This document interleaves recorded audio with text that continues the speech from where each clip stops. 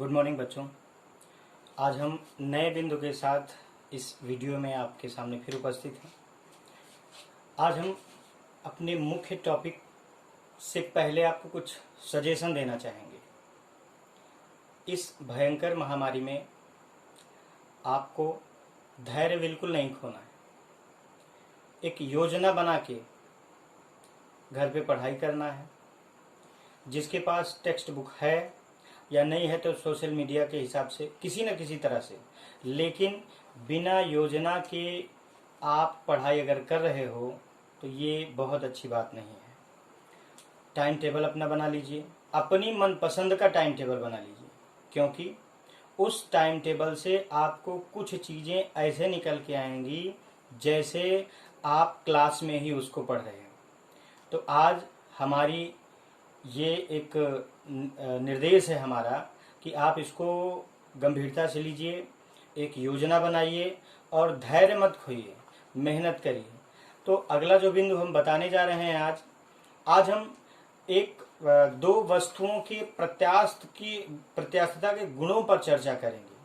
जैसे हमने लिखा है कि रबर की अपेक्षा स्टील अधिक प्रत्यास्थ होती है, क्यों? तो किसी वस्तु की प्रत्यास्थता ज़्यादा है या कम है, उसका पता हम उस पर लगाए गए बाह्य बलों के आधार पर करते हैं। जिस पर बल ज़्यादा लगाना पड़ता है वो वस्तु अधिक प्रत्यास्थ कहलाएगी। इसी पर हम आपको मैथमेटिकली ढंग से इसको स्पष्ट बताएंगे, समझाएंगे। जो भी त्रुटि होगी आपके दिमाग में, जो समझ में नहीं आएगा, उसको आप पुनः पूछ सकते हैं। तो स्टार्ट करते हैं। मान लिया समान लंबाई कैपिटल एल के एक रबर का तार है और एक स्टील का तार है। दोनों की त्रिज्या स्मॉल आर है। दोनों आधार से लटकाए गए हैं और दोनों पर स्मॉल एम द्रव्यमान का समान द्रव्यमान लटकाया जाता है। एक बार फिर से, मान लिया कैपिटल एल लंबाई का, या बोल सकते हो कैपिटल एल समान लंबाई का एक रबर का और एक स्टील का तार है, जिनकी त्रिज्या स्मॉल आर है। उस पर स्मॉल एम द्रव्यमान का समान भार लटकाया जाता है। इस पर ध्यान दीजिएगा, स्मॉल एम द्रव्यमान का समान भार लटकाया जाता है।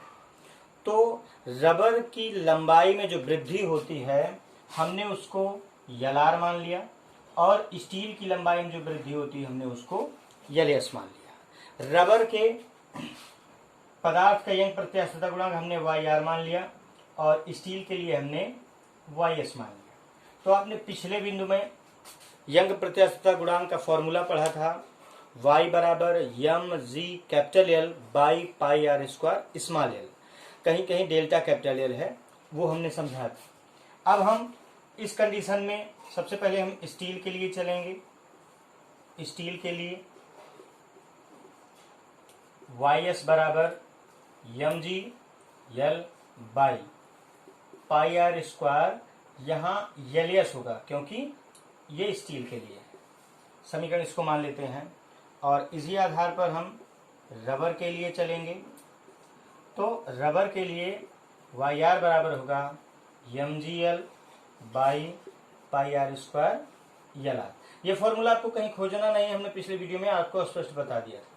ये समीकरण 2 मान लीजिए। अब हम समीकरण 1 और 2 से समझेंगे इसको, ध्यान दीजिएगा। Y S upon Y R बराबर अगर रखेंगे तो M G L by pi R square L S upon M G L by pi R square L R. अब यहाँ पर एम जी एल से M G L, pi R square से pi R square, ये L R ऊपर जाएगा, मतलब Y S upon Y R equal to आएगा L R upon L S. इसको हम संबंध 3 मान लेते हैं। ध्यान रहे, समान भार के पिंड को अगर हम एक रबर के और एक स्टील के तार से लटकाएंगे तो रबर के तार में अधिक वृद्धि होगी। आई मीन समान भार लटकाने की वजह से इस संबंध में एल आर जो है वो एल एस से अधिक होगा। और यहाँ स्पष्ट दिख रहा है आपका, अगर एल आर अधिक होगा तो वाई एस अधिक होगा। इसलिए Y S is greater than Y R. इस बिंदु की सार्थकता यही स्पष्ट हो गई कि रबर की अपेक्षा स्टील अधिक प्रत्यास्थ होती है। हम इसी तथ्य को आगे ले जाते हुए दूसरा बिंदु आपके सामने ले आ रहे हैं, आयतनात्मक प्रत्यास्थता गुणांक। ध्यान से, आयतनात्मक प्रत्यास्थता,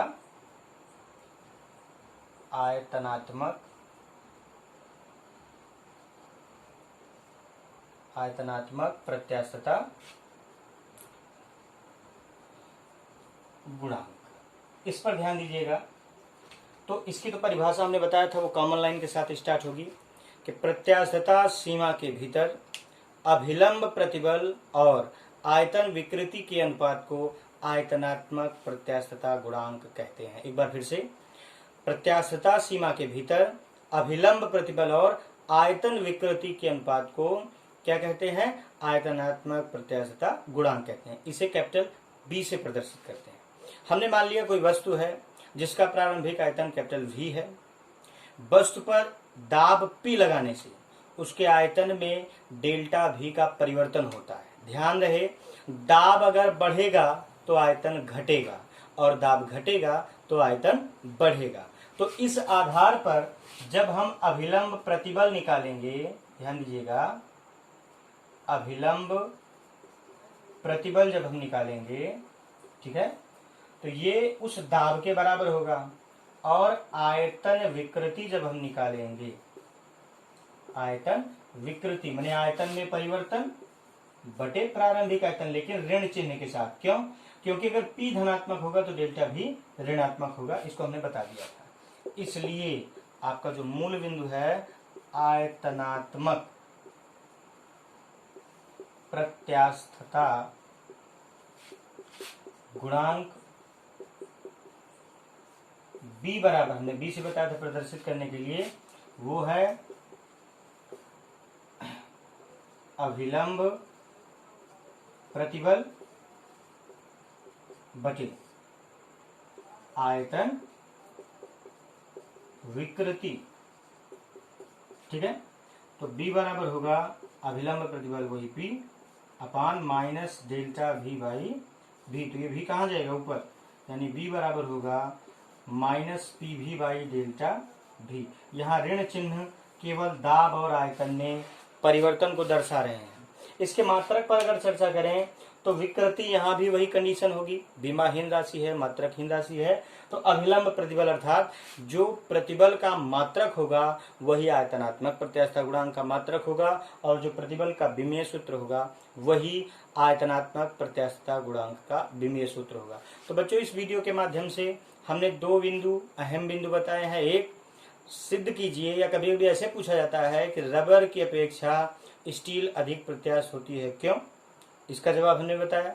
दूसरा अहम बिंदु हमने बताया आयतनात्मक प्रत्यास्थता गुणांक, इसको परिभाषित किया, इससे संबंधित सूत्र निकाला। मात्रक और विमेय सूत्र आपको प्रतिबल से ही ज्ञात करना है। हम अगले बिंदु को आपको बताएंगे अगले वीडियो में। और इस बात पर ध्यान रहे, हमने जो शुरुआत में कहा, योजना बनाइए और जिद्दी बनिए अपने पढ़ाई के प्रति, क्योंकि हर कठिनाई में अगर आप डट के मुकाबला करोगे तो जीत आपकी होगी। हम सब आपके साथ हैं। बहुत बहुत धन्यवाद।